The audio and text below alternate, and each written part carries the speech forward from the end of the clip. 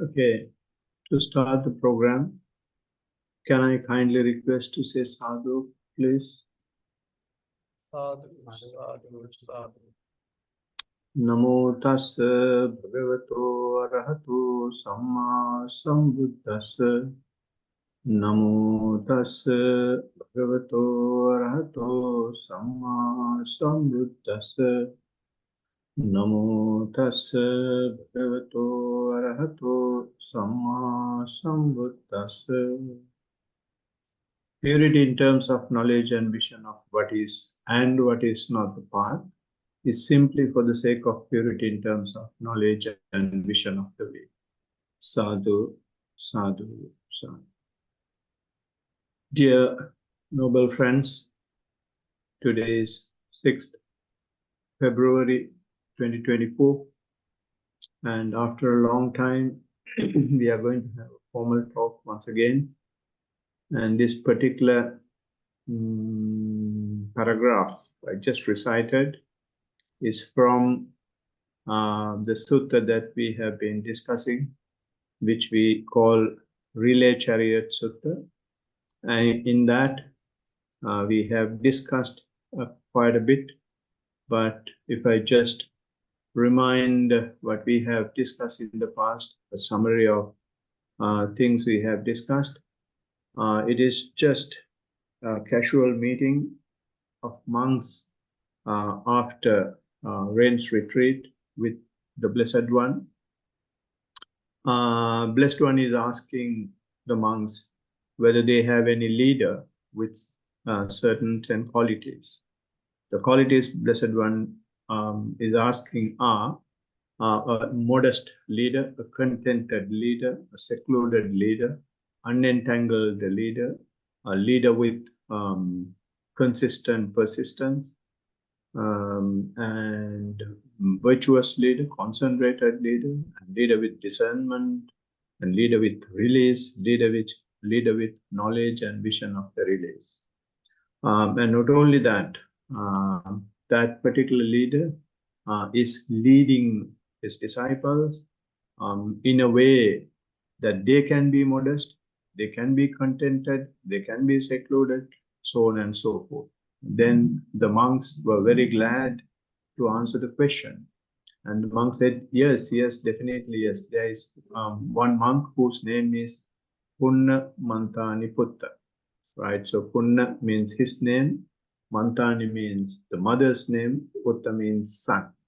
So these monks said, the son of Mantani, whose name is Punna, is such a leader. And this conversation was just overheard by the commander-in-chief of Dhamma, who is Venerable Sariputta. The great Venerable Sariputta then he had a thought, it would be great if I meet this monk so that I can inform how his disciples are happy with him. And time passed, and nothing happened after that. But one day, Venerable Sariputta heard that this particular monk is with the Blessed One. So he ran to see him, but could not catch with the Blessed One. And he had worshipped the Blessed One. He had gone for seclusion. And then Venerable Sariputta chased him behind him. And then after following him, once the right time arrived, then he started to chat with him. And Venerable Sariputta asked this particular, the other great Arahant, why he is living the holy life, under whom he is living the holy life. Then he said, I'm living the holy life in the name of the Blessed One, and so on and so forth. Then he asked, why you live such life? Then he said, not why he lives such life, whether he's living this holy life for the purity of virtue. Then he said, no. Then Venerable Sariputta asking, are you living the holy life for the purity of your mind? He once again says, no. And then Venerable Sariputta is asking from Venerable Mantaniputta whether he's living this life for the purity in terms of view. He again says no. And then he's asking whether you are living this life for purity in terms of perplexity, purity in terms of what is and what is not the path, purity in terms of the way, purity in terms of the knowledge and vision. For all these, his answer was no, no, no, no. And then Venerable Sariputta asked, if you are saying no for each of these things, and what are you living this life for? Then he said, I am living this life for the ultimate goal, for the ultimate achievement of Nibbana, right? And then he was asking this so-called Nibbana, the holy life is lived under the Blessed One for the sake of total unbinding. Those are the words he's using in Pali. Total unbinding through the lack of clinging. Then he started asking whether purity in terms of virtue, total unbinding, whether the purity in terms of mind, total unbinding. When he's asking each of these questions, again he started saying no. Whether the purity in terms of view, total unbinding, he says no. Is the purity in terms of perplexity total unbinding? He says no. And then he's asking purity in terms of what is and what is not the path, total unbinding. And so on and so forth until the last one, purity in terms of knowledge and mission, total unbinding. He says no. After listening to this, Venerable Sariputta is saying, for everything you are saying, no, my friend, no, my friend. And can you explain this? Why are you living this holy life? Then Venerable Punnamantaniputta says, I will give you an example. It is sometimes difficult to explain this straight away. I'll give you an example. Suppose the king of this kingdom wants to go to a far away another kingdom, and it is so far that one horse will not be able to take the cart all the way from this capital to the other capital. It's so far. What the king does is he's arranging seven horses to carry the cart. So he's taking the first horse will go to the first station, and then the second one takes over and it goes to the third, and then from the third another one takes over and goes to the fourth, and so on and so forth. And once the journey is when he reached the destination, if he says I came to this capital only in the last one, it is wrong. Or he can't say I completed this journey with the first one, that is also wrong. Or anything else in between is also wrong. So everyone had their part, every horse had their part in the completion of the journey. So likewise, Venerable Purna says, purity in terms of virtue is simply for the sake of purity in terms of mind. So if you are virtuous, your mind purification will start. That's the main. And then if your mind purification is getting gradually completed, then your way of looking at things, in other words, your view will change. We have different types of views. This should be done this way, that should be done that way, and the world is created, world is not created, and also there is no point giving offerings and things like that. There are so many types of views and millions of views. So those views should get corrected when you walk on this path. So gradual purification of your mind will let you realize that your view is also requiring some upgrading, some change, some amendment, right? So that will happen when your mind is getting purified. You will not see that there is a self here. Everything that you are observing is changing. So if things are changing, there is no owner, there is no control of this body, of this existence, of human beings, of living beings. So, but before that, we may have had that. We may have had the idea that we can change things, we can control things, we are the leader of things.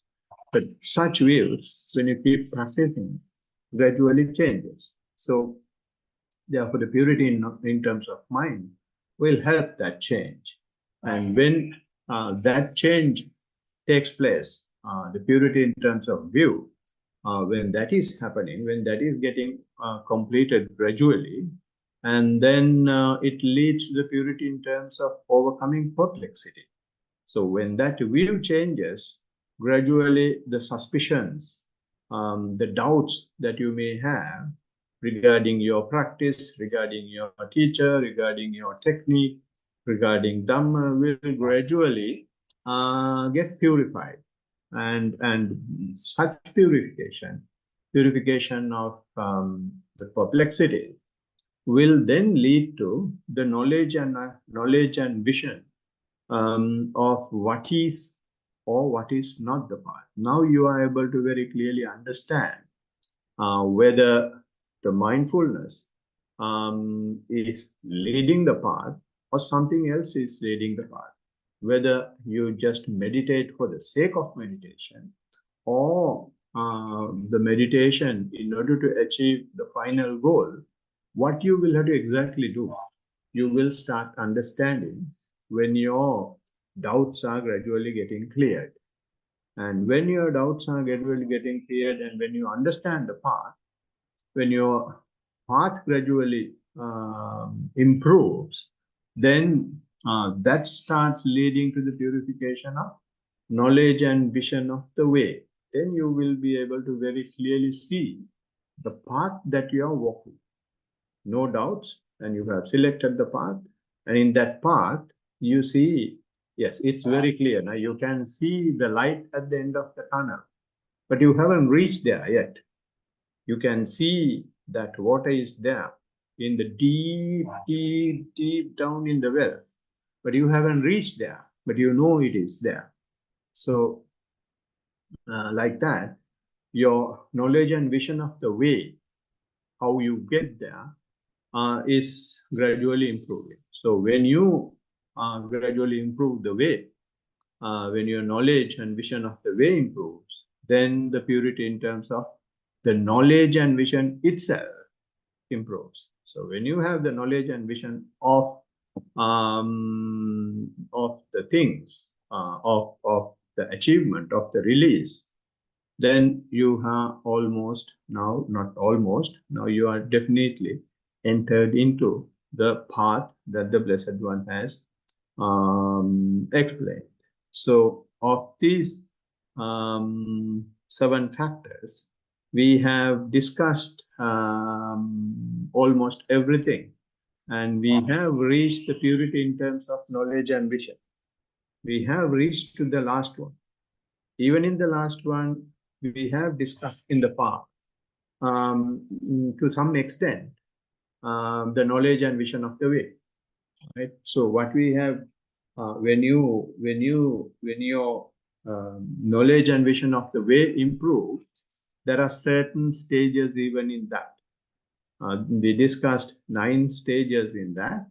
The 9 stages that you have are knowledge of rise and fall, knowledge of dissolution, knowledge of appearance as terror, knowledge of danger, knowledge of dispassion, knowledge of desire for deliverance, knowledge of reflection, and knowledge of equanimity of forms and conformity to the knowledge. So these are the 9 stages in the knowledge and vision of the way. So of this, we discussed the first few. I think up to the sixth one we discussed. But again, if I refresh your mind, the first knowledge is the knowledge of rise and fall, which means when you keep observing your breath for some time, maybe some of you may have already experienced that. What happens is your attention gradually goes into the body. And when the attention goes into the body, what you will start seeing is it is not just a solid body. You may see that it is something made of particles. So for me to explain it further, initially when you observe your breath, you will see the breath as a very gross one. But over time, when you keep on observing, that grossness will gradually disappear. It may become subtle. And then when it becomes subtler, you will get more and more closer to the breath. When you get closer to the breath, it becomes even subtler, very subtle. And it may come to a point that with that subtle breath, when you have the mindfulness also sharp, it is not just subtle breath. You will see just breath particles in it. There are air particles in it. There are drops. Those air drops are just entering to the nose or going out of the nose. You will see now, not initially you may have seen this breath as like a carrot or like a banana, but over time, when you get more and more closer to your breath, your attention will go to this particle stage of the breath, because you are able to see that, you are able to experience that, you are able to observe that because your mindfulness is sharp. Not that particles were not there when you initially started the practice. It was there, but our mind was not clear enough to see that. So when our mind gets more and more clear, and other things affecting from the outside world is gradually rejected or removed from the mind, and your attention is just with the present moment, you will start seeing clarity of the breath. And in that clarity, you will see these particles. So when you see the particles, what happens is, which goes into your body, your mind is now ready to see very minute, very subtle things. So observing breath means breath is going to your body. So the body, the breath that goes to the body, take your mind as well to the body. So you will see also now in the body, there is no solidity, and your mind is so sharp to see the gaps. Since you are seeing the particle, you may start seeing the gaps in your body as well. In other words, you may see this body is not something that is solid. Body is also all the time appearing and disappearing. As we know, we grow because there is a continuous regeneration and degeneration. So our attention, when our attention is so sharp, you will be able to see this regeneration and degeneration process. And observing that process is called rise and fall. And seeing that process is called rise and fall. So that happens at any stage. It may be when you observe your breath. It may be when you observe your feeling. It may be when you observe your mind. Whatever the stage of observation, when your mind is sharp, all what you will see is, in the final analysis, there is no solidity. You will see only things are changing all the time, rising and falling and appearing and disappearing. So when you see that, and a lot of people get shocked. And some people just observe that as well. So if your mindfulness is sharp, that is also something to be observed and not to judge or interpret about. So if naturally when you come to this stage, when other purifications have already happened, you will simply observe that. So when you observe it, it becomes a knowledge. if you are not scared, if you are not doubting about what you are observing, then it becomes a knowledge. So that knowledge is called rise and fall, knowledge of rise and fall. So when you see this knowledge of rise and fall, what happens is your mindfulness is so sharp, and you are simply observing this rise and fall, rise and fall, rise and fall, rise and fall. And that observation at that level, since your mind is doing only observation and nothing else, mind is not generating any form. Mind is not generating any feeling. Mind is not generating any mental thought. So therefore, since mind is not generating anything, there is nothing to rise. It comes to a stage, gradually this rising process stops. And that person will start seeing only dissolution after that. And we keep on observing dissolution, dissolution, dissolution. And the sharpness of mindfulness will let him observe the continuous dissolution of things, and he or she may be able to see not only the object that he is observing is getting dissolved, the mind observing that also get dissolved. So he sees both the physicality and the mentality of the same thing gets disappeared. And when that happens, you feel like you are fallen off a cliff. You completely lose your basis of existence, basis of the mind, basis of the physicality. Everything gets dissolved, like Big Bang, or like when you send like a firework, right? It just goes up and just blasts. So when you see that, people might get shocked again, because you never expect these type of things to happen. But when you see this, and if your mindfulness is so sharp, and if you are so having a strong sense of the purification of your way, you will simply observe that. You will not do anything else. So if you simply observe that, since you're not scared, since you're not suspecting about it, since you're not making judgment and interpretations about it, it becomes a knowledge. So although some people experience these things, they won't become knowledge because they have some doubts or some 2 cents, some spices, some what do you call, salt and pepper people will try to add. And by doing that, they will spoil the thing, although they have experienced what has to be experienced.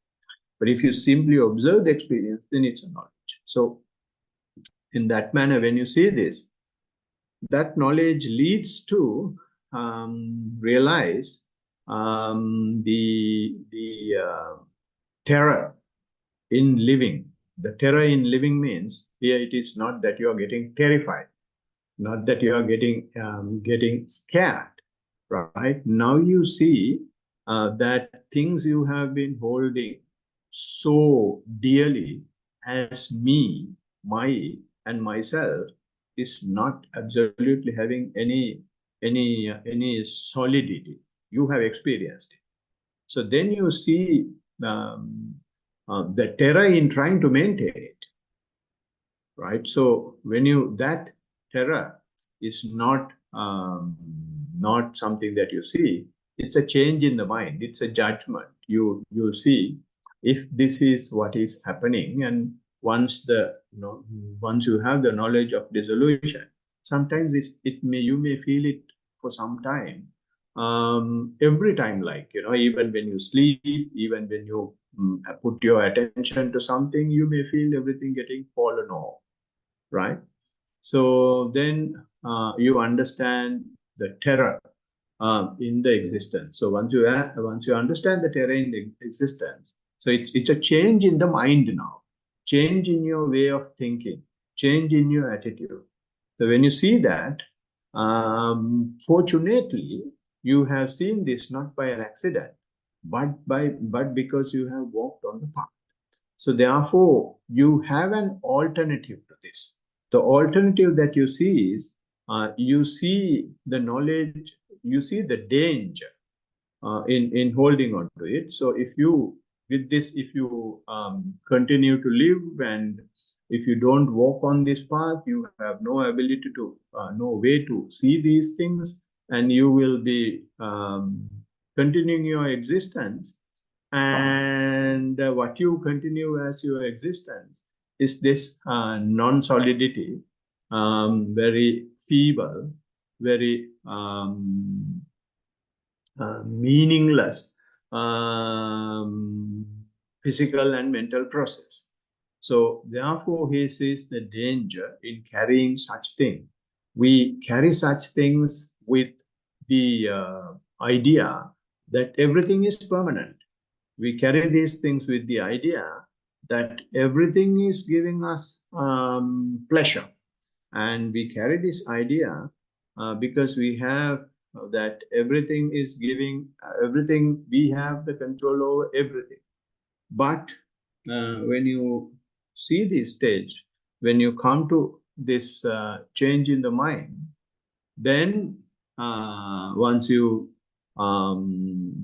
have this appearance of terror, because of those change in because of the observation of the reality, you will see that there is no point in having great delight in what you do.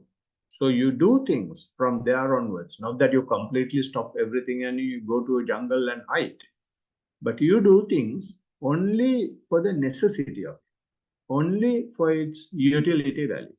When you are hungry, you want some food to eat.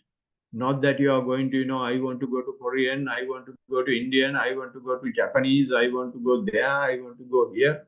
You don't care, because you have seen now to some extent from your body itself that there is nothing here to ponder like that. So you eat, I'm just taking very simple example, for the utility. You dress yourself for the utility. You use a vehicle for the utility. If you have a family, you take care of your responsibility. And it is not, I will have so many investment properties, I will have so many investment profiles, and you will not live in a dream world. So since you have seen the error in this, and you see the danger in trying to maintain those things, you become more self-contented person.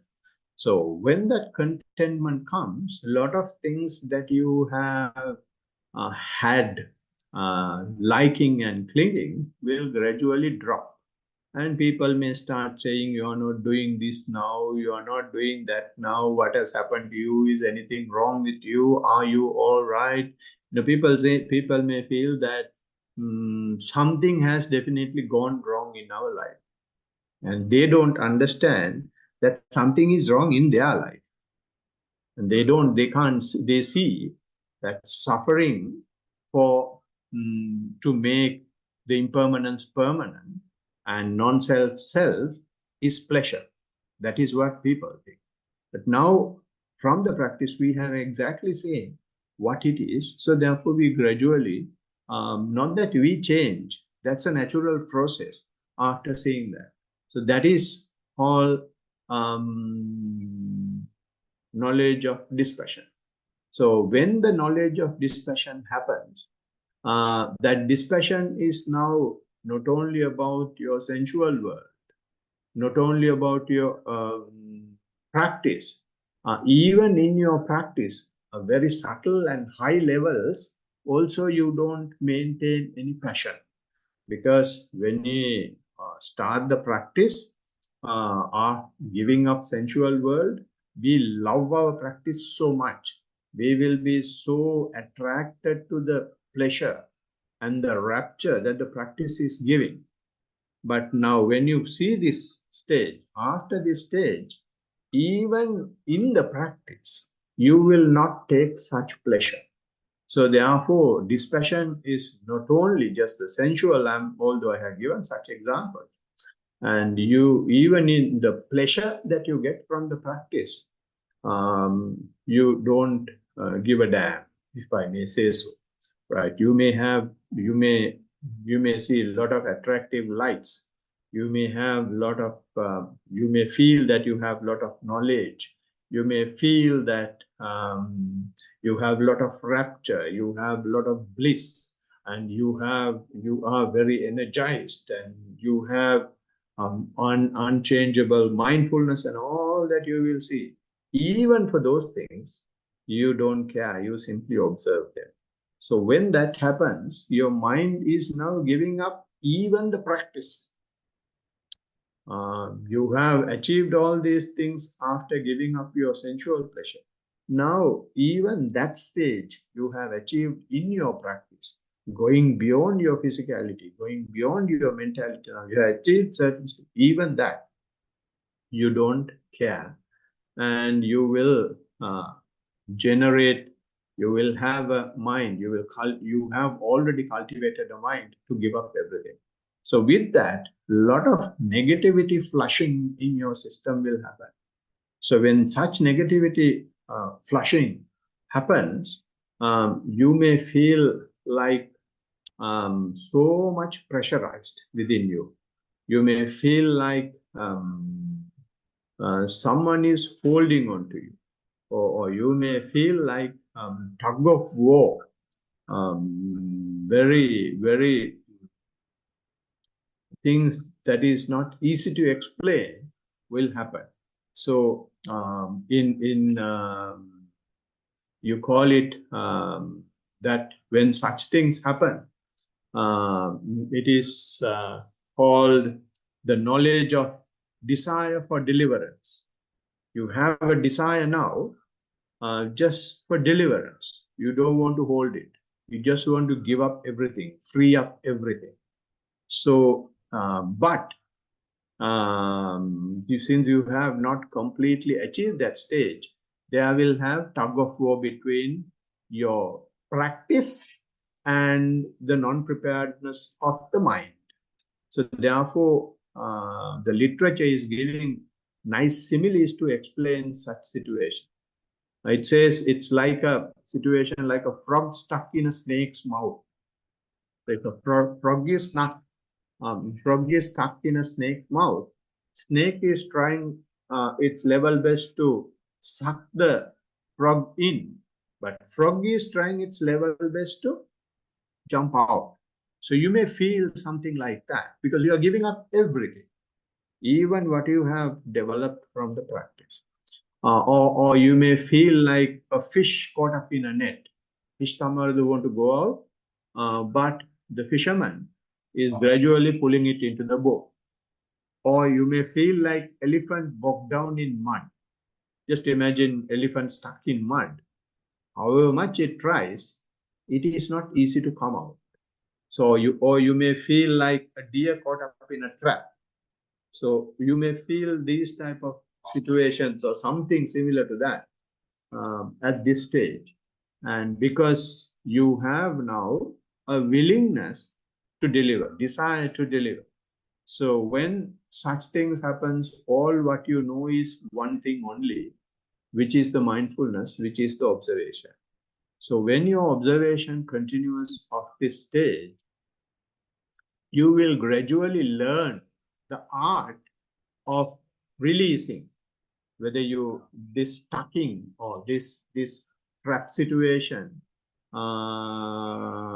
is because you are still to some extent in a very subtle manner clinging on to your aggregates. It may be form, or it may be feeling, or it may be mental volitions, or it may be perceptions, it may be consciousness. You may be clinging on to one of these things or some combinations of those things. You don't know, but you have this trap situation because that clinging is there. But although the clinging is there, when you keep on practicing the same thing, over time, you will gradually understand the art of releasing it. So this is basically the stage of developing strategies to escape from the trap, escape from the mud. escape from the net, escape from the snake's mouth. So when that escape happened, that escape is from just going to another living, another life, another becoming, or going to, when you release these things, you are not expecting another birth. You're not expecting another state of existence. So that is what you are releasing. So why this release is happening, escape is happening, is because of the consciousness is now distancing itself with the permanence. Consciousness is distancing itself from the pleasure principle. Consciousness is distancing itself with the self notion. Consciousness is understanding now gradually the reality. Consciousness is intensifying manner, understand the impermanence, understand the suffering, understand the repulsiveness of the body, understand the non-self. So then you gradually start releasing, or gradually start what do you call,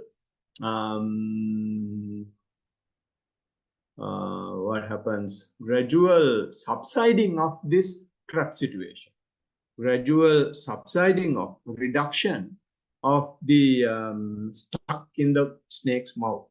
You feel more and more relaxed. So when you feel more and more relaxed, what it naturally give you is the final stage, a new knowledge when you have the way of escape, and that knowledge is the how equanimous you can be, and that is called a knowledge of equanimity of formation.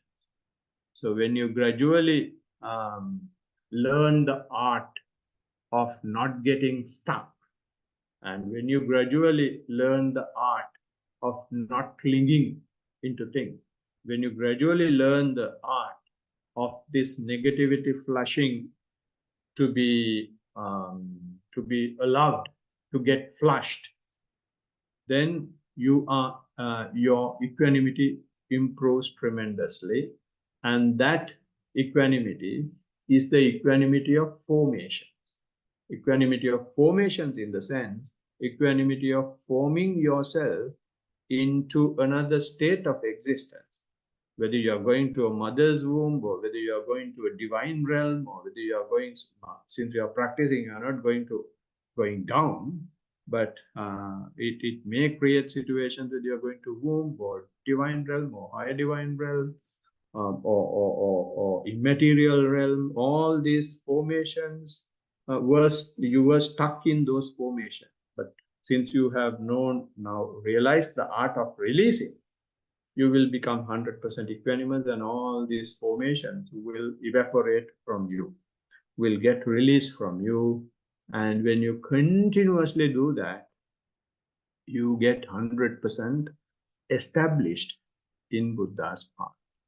So in that manner, you will be able to complete the knowledge and vision of the path.